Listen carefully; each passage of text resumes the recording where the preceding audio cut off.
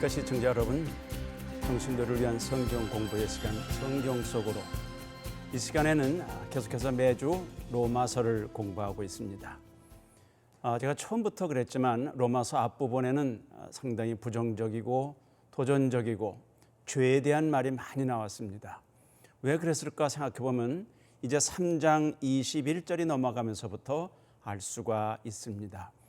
로마서는 그 본론이 5가지로 나눠져 있다고 그랬습니다. 첫 번째는 죄 문제를 다루고, 두 번째는 죄의 해결을 다루고, 세 번째는 거룩한 삶, 성화를 다루고, 네 번째는 하나님의 섭리, 그 마지막에 다섯 번째, 본론의 다섯 번째는 이제 신앙의 삶을 말합니다. 지금까지 로마서 1장부터 3장 20절까지는 결국 20절의 끝에 율법으로는 죄를 깨닫는다 그랬습니다. 율법으로 구원받는 게 아니고 율법을 다 지켜서 십계명과 그 외의 법들을 지켜서 구원받는 게 아니라 그것은 우리가 죄인이라는 걸 깨닫게 하는 것이다. 그래서 제가 말씀했죠. 꼭 거울과 같다 그래서 거울은 우리 얼굴에 뭐가 묻었을 때 보여줍니다. 그러나 거울이 우리를 닦아주지는 않는다는 것입니다. 이 시간에는 가능하면 성경을 펴시고 또 메모를 하면서 직접 같이 성경을 공부하시기 바랍니다. 이제 지난주에 이어서 3장 23절을 다시 보겠습니다. 모든 사람이 죄를 범하였음에 하나님의 영광에 이르지 못하더니, 이것은 하나님의 기준이라고 그랬습니다. 모든 사람이 죄를 져서 하나님의 기준에 못 올라간다 그랬습니다. 우리끼리는 좀 이렇게 차이가 있습니다. 제가 지난번 말씀했죠. 도토리 캐재기라 그랬는데 도토리가 내가 크고 네가 작다 그래도 사실은 도토리다. 인간들이, 우리 사람들이 나는 당신보다 의롭습니다.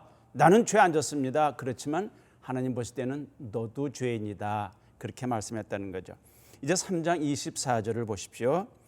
그리스도 예수 안에 있는 구속으로 말미암아 하나님의 은혜로 값없이 의롭다 하심 얻은 자 되었다 그랬습니다. 이 구속이란 단어가 성경에서 아주 중요한 것입니다. 구속 그러니까 경찰에게 잡혀간 것처럼 생각하는데 그런 뜻이 아니고요. 한자로 보면 조금 다릅니다. 이 구속은 여러분 지난번 이슬람 무장단체가 한국 분들 선교사를 붙잡고서 돈을 요구했습니다. 그럴 때 그 돈을 요구하는 것이 뭐냐? 대가를 치르라 그런 말이잖아요. 돈을 내면 내가 풀어주겠다 그런 거예요. 누가 납치를 해가지고 가서 아이를 납치하거나 누구를 납치한 다음에 얼마나 돈을 내면 내가 풀어준다. 바로 이런 뜻이 여기 들어있습니다. 그래서 성경에서 말하는 구속을 redeem 또는 redemption 그러죠. 명사로. 이런 단어들은 익히 알아두시면 로마서나 히브리서나 구약을 읽는데 크게 많이 도움이 됩니다. 그래서 그 뜻은 뭐냐 하면 일정한 금액을 준 다음에 노예나 포로를 사서 풀어주는 걸 말합니다. 이 대속금이나 마찬가지죠, 그죠? 속죄금이라고도 할 수 있고 그걸 구속이라고 그럽니다. 이 말 자체는 값을 지불하고 어떤 사람을 노예로부터 얽매인 것부터 풀어준다 그랬습니다. 이것을 속전이라고도 합니다. 속전. 그래서 신문에 보면 ransom이라는 말이 나와요. ransom. 이게 바로 그런 뜻입니다. 묶여있는 사람, 잡혀있는 사람을 금액을 지불하고 가져온다 그런 뜻입니다. 근데 성경에서는 예수님이 바로 이런 제물이 되시고 속전이 되셨다 하는 것입니다. 이게 바로 3장 24절입니다. 우리가 예수님 때문에 어디로부터 풀어져 나왔을까요? 우리가 원래 죄의 종이라고 그랬습니다. 로마서에 계속 나오죠. 앞으로 더 나올 것입니다. 죄의 종으로 있다가 풀려났는데 그 대가를 예수님을 통해서 갚아줬다 하는 것입니다. 갈라디아 4장 보면 율법의 멍에에서 또 율법의 저주에서 구속받았다. 그 말은 값을 지불하고 왔다. 영어는 buy back 그렇게 표현도 합니다. 갈라디아서 1장에서는 악한 세대로부터 구속받았다. 이젠 이 세상에 끌려다니고 살지 않아도 된다. 그런 뜻입니다. 호세아서 13장에는 음부의 권세에서, 즉 저주받을 인생인데 그것이 이제 해결됐다, 그런 말입니다. 베드로전서에서는 망령된 행실에서 구속받았다. 이 말이 참 어렵죠. 성경 익숙하지 않은 사람은 이게 무슨 말인가 하겠는데, 지금 말한 것처럼 우리가 하나님 모를 때는 제멋대로 살았습니다. 어떤 망령된 삶이라고 볼 수 있는데, 예수님이 십자가에 돌아가심으로부터 우리 그걸 믿음으로 거기서 빠져나왔다. 이제는 그렇게 살지 않는다. 이런 은혜를 받은 걸 말합니다. 시편에서는 또 파멸로부터 구속됐다 그랬습니다. 우리 성경 다시 좀 보겠습니다. 지금 3장 24절을 읽고 있는 것입니다. 그리스도 예수 안에 있는 구속으로, 그 말이 뭐냐면 그리스도 예수 때문에 값이 지불됐다, 그걸 이렇게 표현한 겁니다. 그러니 성경에 익숙하지 않은 분들은 참 말이 어려운데, 제가 다 쉽게 말하면 그렇다고 그랬죠. 예수님이 우리의 속전이 돼서, 제물이 돼서, 값이 돼서 이제 우리를 그로 말미암아 하나님의 은혜로, 이건 하나님의 은혜라는 말입니다. 제가 초기에 로마서 공부할 때 은혜 얘기를 했습니다. 은혜란 뜻은 뭐냐? 자격이 없는데 우리에게 좋은 걸 주시는 거예요. 거저 주신 거예요. 자격이 없는데, 나는 전혀 받을 자격이 없고 난 그럴 사람 아닌데 불쌍히 여기는 마음으로 주는 겁니다. 예를 들어서 홈레스인데 그 사람은 불쌍한 사람인데 어떤 사람이 너무 딱해서 그에게 좋은 걸 갖다 줬다면 일종의 은혜가 되는 것입니다. 다시 24절 보십시오. 여러분 성경을 폈으면 거기 줄을 그어 놓으세요. 하나님의 은혜로 값없이 의롭다함을 받았다 그랬습니다. 이 의롭다는 말도 대단히 중요합니다. 이게 앞부분에 좀 설명을 좀 했습니다만, 로마서의 주제가 이신득의, 이신칭의, 기억하십니까? 믿음으로 의로움을 얻는다, 믿음으로 의롭다고 칭함을 받는다. 그게 로마서의 중요한 주제라 그랬습니다. 성경에서 의롭다 하심이란 말은 just, 그 의롭다는 뜻이죠. justified, 의롭게 됐다, 그런 말인데 그건 사실은 법적인 용어 중에 하나입니다. 이것을 유명한 요한 웨슬리는 이렇게 몇 가지로 설명을 했는데요. 제가 좀 인용하겠습니다. 의롭다 하시면 첫 번째는 죄를 용서하신 것이다. The remission of sins, 죄들을 다 제거해 주신 것이다. 두 번째는 넌 됐다, 이제 you are right, 넌 됐다고 하는 하나님의 인정을 받았다 하는 것입니다. The act of God to be righteous, 제가 이렇게 영어를 번역해 왔습니다. 그리고 세 번째는 성령으로 인한 상대적 변화다. 이 무슨 말이냐면 내가 진짜 의인이 돼서 천사처럼 된 게 아니라 하나님 보실 때 의롭다고 인정해 주셨다는 것입니다. 이거 차이가 있습니다. 의롭다니까 내가 이제 의인입니다. 나는 죄가 하나도 없습니다. 어떻게 보면 맞을 것 같지만 이게 조심스럽습니다. 어떤 분이 물었대죠. 유명한 전도자한테 당신이 죄인입니까? 의인입니까? 그랬더니 만약 내가 죄인이요 그러면 당신 죄 때문에 지옥 가겠네. 의인이요 어떻게 그렇게 당당하게 의인이라고 말합니까? 이렇게 말할지 모르죠. 근데 그분은 뭐라고 그랬다고요? 난 죄 용서받은 죄인입니다. 그랬답니다. 죄인이지만 용서받았기 때문에 그것이 바로 뭐냐면 하나님의 나를 의롭게 봐주시는 것입니다. 이걸 저는 청년들하고 성역 공부할 때 이렇게 말했습니다. 색안경을 쓰면 그 색대로 환경이 바뀝니다. 빨간 안경을 쓰면 전부 다 빨갛게 보입니다. 그러나 안경을 벗으면 현실이 그대로 보이잖아요. 예수님이라는 보혈을 하나님 눈에 썼더니 내가 보혈 아래 있는 겁니다. 그건 내 자신이 어떻게 변한 것보다는 사실은 법적인 선포가 됐습니다. 무죄다, 유죄다. 근데 조금 더 구체적인 것은 이 하나님의 법적인 행위일 뿐 아니라 즉각적, 개인적, 총체적인 행위다. 이렇게 요한 웨슬리가 말했는데요. 이걸 좀 더 자세히 설명하면 이런 뜻입니다. 내가 죄인인데 최고 재판관 되시는 하나님께서 예수 그리스도를 믿는 믿음을 보시고 너는 이제 괜찮다, 죄를 용서받았다는 정도가 아니라 죄를 안 지은 것처럼, 원래부터 죄를 안 지은 것처럼 인정해 주는 것이 의롭다 하심이라 하는 것입니다. 좀 정리하면 이렇습니다.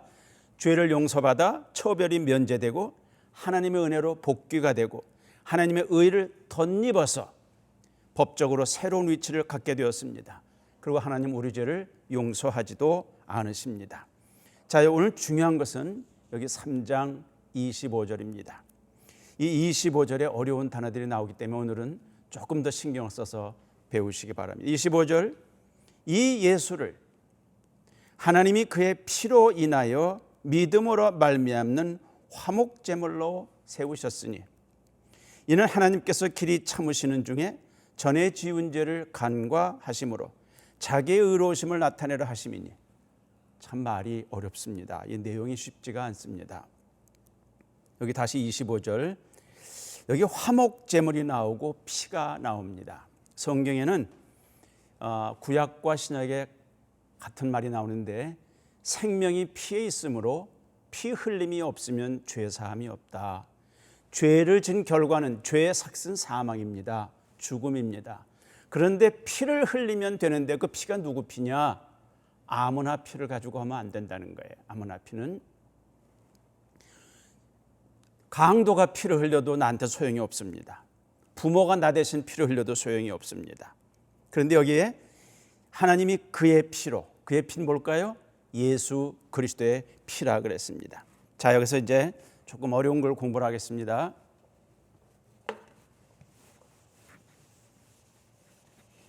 이것을 잘 이해하기 위해서 여기 화목제물이라는 단어가 나오는데 이게 어디에서 사용된 것인가 하는 걸 알 수 있습니다. 보겠습니다. 제가 지금 뭘 그리냐 하면 성경에 나오는 이스라엘 백성의 광야길을 가다가 하나님의 명령으로 세웠던 성막을 그리고 있습니다. 간단하게 그려보겠습니다. 성막을 그리는데 이제 울타리를 그립니다. 제가 울타리를 이렇게 울타리를 그렸습니다. 여기는 다 벽을 만들었습니다. 나무 판자로 만들고 여기 입구가 있습니다. 여기 입구가 이렇게 있고 사방에 돌아가면서 이렇게 울타리를 만듭니다. 여러분 자세한 것은 출애굽기에 찾아서 이 내용들을 보면 거기 하나하나 의미가 대단히 중요합니다. 그 다음에 이 길이는 100규빗이라고 그럽니다. 100규빗. 규빗 여러분 설명 제가 했던 것 같은데 규빗이란 말은 뭐냐 하면 팔꿈치서부터 손끝까지 이걸 1규빗이라고 그럽니다. 1규빗. 우리는 예전에 한 뼘, 두 뼘 했는데 이 성경에는 1규빗. 그 1규빗이 얼마쯤 되냐면 한 43cm 약 43cm인데 우리가 익히 좀 알기 위해서 조금 키가 큰 사람은 좀 더 길겠죠. 그래서 한 대략 50cm로 계산하면 아주 이해가 쉽습니다. 그러면 100규빗이면 얼마일까요? 50m쯤 되는 거예요. 50m, 100m 경주를 생각해 보시고요. 50m면 어느 정도 길인가 보십시오. 그리고 이쪽은 반대쪽은 이게 50규빗입니다. 이게 출애굽기 25장부터 나와 있는 것입니다. 그것은 여기다 50cm를 곱하면 약 25m입니다. 이건 이제 성막인데 이 안에 성소가 있습니다. 성소.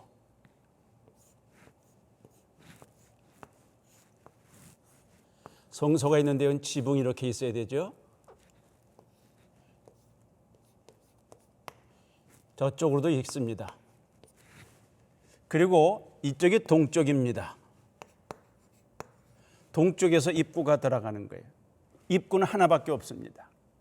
그리고 이 반대가 서가 되고 여기 북쪽이고 남쪽이 되죠. 여기 입구에 들어가면 맨 처음에 있는 게 뭐냐 하면 이런 제단입니다. 이걸 뭐라고 그러냐? 번제단이라고 그러죠. 번제단. 번이란 말은 태운단 말이죠. burning 하는 거죠. 그래서 재물을 태우는 단이 여기 있습니다. 여기서 짐승을 잡아서 불에 태우는 것입니다. 그 다음에 여기 그 다음에 들어가면 물두멍이 있습니다. 구리로 만든 것인데 물두멍이라는 게 있어요. 물두멍은 사이즈가 없습니다. 여기에 물을 넣어가지고 여기서 이제 짐승을 잡다 보니까 이게 사실 조금 더 커야 됩니다만 그리고 약간 높이 올라가서 긴 갈쿠리에서 짐승을 잡아가지고 불에 태워서 이 연기가 여기 이제 올라가는 것이죠. 그 다음에 거기서 피가 많이 묻었을 텐데 이제 물두멍에 가서 손발을 씻습니다. 누가 합니까? 제사장들이 하는 것입니다. 근데 여기까지는 이제 뜰입니다. 성막의 뜰인데 두 군데만 했죠. 이 안에 들어가면 또 내용물이 있습니다. 내용물. 이걸 잘 이해하셔야 돼요. 이걸 제가 옆에 이제 어떻게 하냐면 대부분 아셨으니까 평면도를 그려보겠습니다. 평면도는 이렇게 그릴 수 있습니다. 이쪽에 100규빗이고 이게 50규빗이고 그 다음에 여기 성소가 있다고 그랬습니다. 성소가. 이쪽이 동쪽이라고 그랬습니다. 동쪽에서 들어오면 여기 번제단이 있다고 그랬고 물두멍이 있다고 그랬습니다. 여러분 이거 여러분 성경책에 어떤 책에 이거 그림이 잘 나와 있습니다. 그리고 공부하신 분들은 눈에 다 아마 익숙할 것 것입니다. 그런데 이제 이로 들어갈 때 여기로 들어가면 이 안에 지금 뚜껑이 덮여 있습니다. 다 덮여 있죠. 짐승 가죽으로 덮여 있는데 들어가면 위쪽으로 테이블이 있습니다. 테이블. 그 위쪽에 있는 테이블을 뭐라 하냐면 떡상이라고 성경에서는 떡상. 이 테이블이 이렇게 있는데 거기 떡이 있단 말이에요. 떡이 몇 개냐면 12개 있는데 그걸 성경에서는 진설병이라고 합니다. 이 병은 떡병자입니다. 잼병 그런 거 하잖아요. 떡병자입니다. 떡을 12개 여기다 놨습니다. 12지파를 말하는 거예요. 그 다음에 반대쪽에는 여러분 이거 보신 일 있죠? 7개가 된 이 램프로 된 겁니다. 빛을 비추는 걸. 이거 성경에서는 등대라고 합니다. 등잔이란 말이 좀 더 쉬울 것 같은데 일단 등을 키는 대라. 등대가 있습니다. 그리고 여기 이게 성소지요. 성소가 이렇게 3분의 1쯤 가로막혀 있습니다. 3분의 1. 이 정사각형입니다. 정육면체가 돼야 돼요. 여기 앞에 뭐가 있냐면 조그만 단이 하나 있습니다. 조그만 단이 있어요. 이 단이 뭐냐? 향을 피우는 곳이기 때문에 향단이라 그런다 그랬습니다. 복잡할 것 같지만 조금만 익숙하시면 이 로마서 3장 25절 히브리서 레위기 출애굽기 하는데 아주 결정적으로 도움이 됩니다. 거기 향을 피우는 곳입니다. 우리 그런 말 했죠? 기도의 향이 올라간다 그랬어요. 여기서 향을 피웁니다. 여기서는 연기가 올라가죠. 짐승을 잡은 연기가 올라갑니다. 그리고 이 가로막은 휘장이 있습니다. 이걸 휘장이라고 그러죠. 휘장, 베일, 휘장이 있습니다. 휘장을 뚫고 열고 들어가면 이것이 뭐라고 그랬냐면 지성소. 지는 가장 거룩한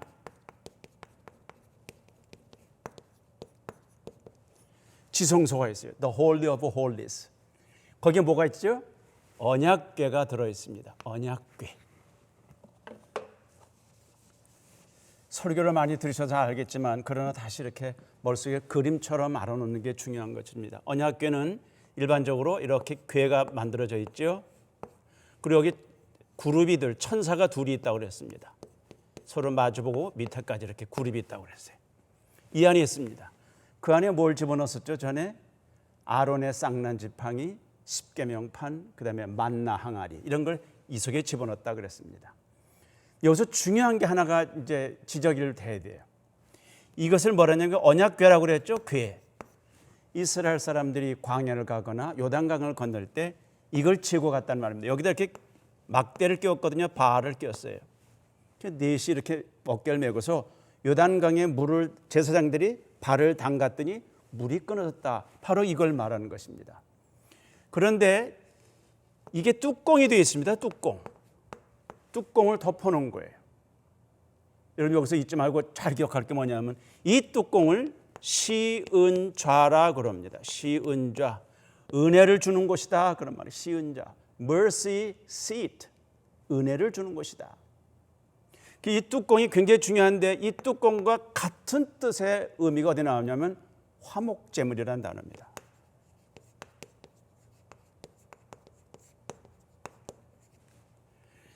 성경에 보면 이 언약궤를 가져갔는데 어떤 사람이 그 뚜껑을 열어본 일이 있다고 그랬어요.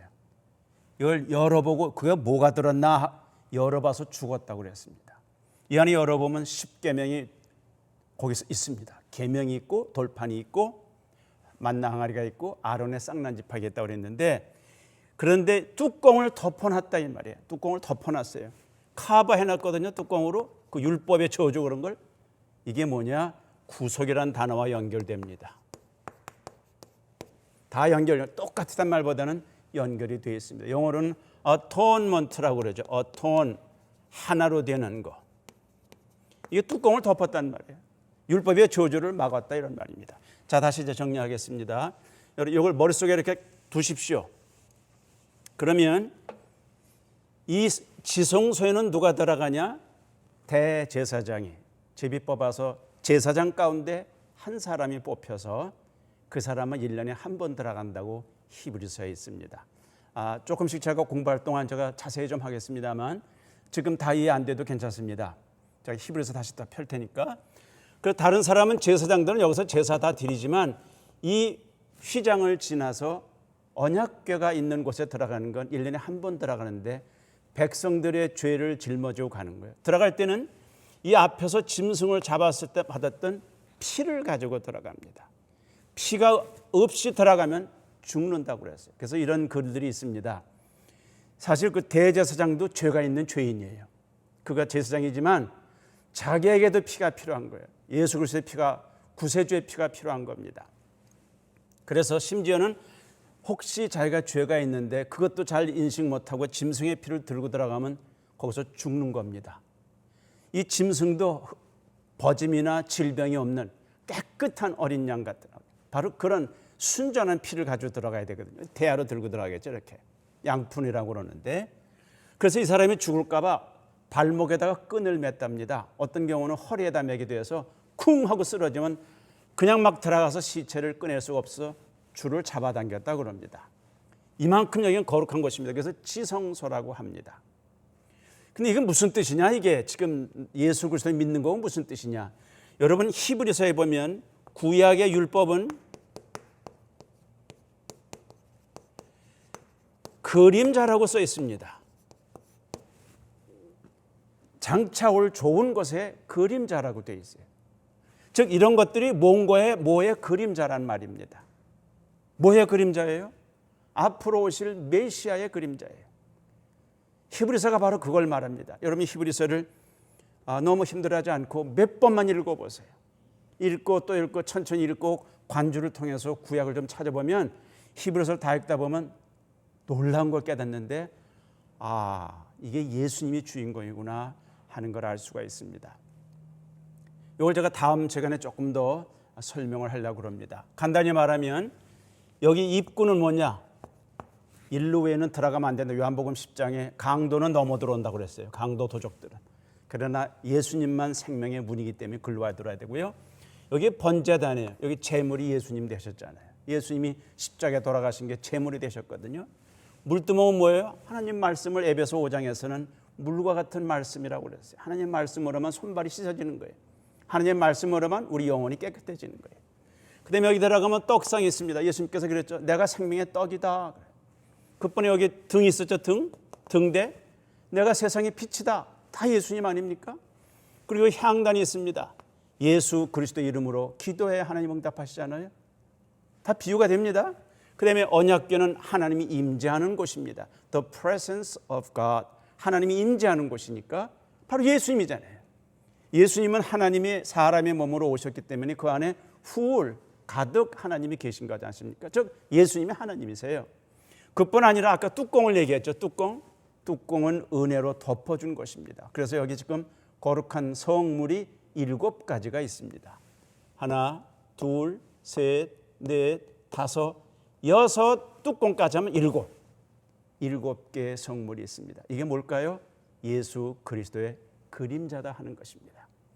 이걸 먼저 이해해두고 이 그림을 머릿속에 둔 다음에 로마서를 다시 읽어가면 이제 3장 25절 이하가 이해가 되는 것입니다. 잠깐 더 보겠습니다.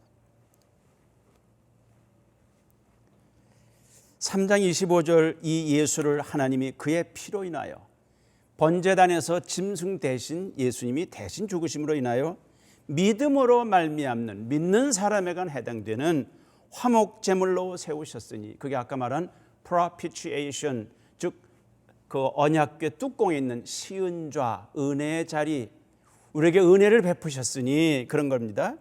이는 하나님께서 길이 참으시는 중에 우리를 오래오래 참아주시다가 전에 지은 죄를 간구하심으로, 간구한단 말이 여러분 출애굽기에 출애굽 그 엑소더스와 비슷한 패스오버 6월절입니다. 넘어갔다 이 말이에요. 간구했다. 보고도 못 본 척한 게 간구 아닙니까? 하나님께서 우리 죄를 간구하셨다. 넘어가게 하셨다. 자기의 의로우심을 나타내려 하심이니, 하나님의 의로우신 건 죄에 대한 심판입니다. 예수님이 왜 죽으셔야 돼요? 우리가 죽어야 되지 않습니까? 죄의 삭슨 사망이고 우리가 죽어야 되는데 하나님께서 내 대신, 너 대신, 내가 대신 죽겠다. 예수님이 자원하는 마음으로 십자가의 죽으심으로 대신 된 거다 하는 것입니다. 그걸 대속, 아까 말씀한 구속, 그거나 마찬가지입니다. 26절, 곧 이때에 자기의 의로우심을 나타내사 자기도 의로우시며 또한 예수 믿는 자를 의롭다 하려 하십니다. 하나님이 의로우신 분이에요. 왜? 죄에 대해서 심판을 내리셨으니까. 근데 떨어진 게 내가 아니라 예수님께 떨어졌으니까. 하나님 일단 심판하셨으니까 하나님은 의롭고, 우리는 내 대신 받아 죽으신 분 때문에 나는 의롭다함을 받게 된 겁니다. 이게 참 어떻게 생각하면 너무 쉽기도 하지만 아주 깊이 있는 그런 구속의 메시지입니다. 우리는 예수를 믿음으로 내가 공로가 하나도 없이, 아까 말한 대로 값없이 의롭게 된다 했습니다.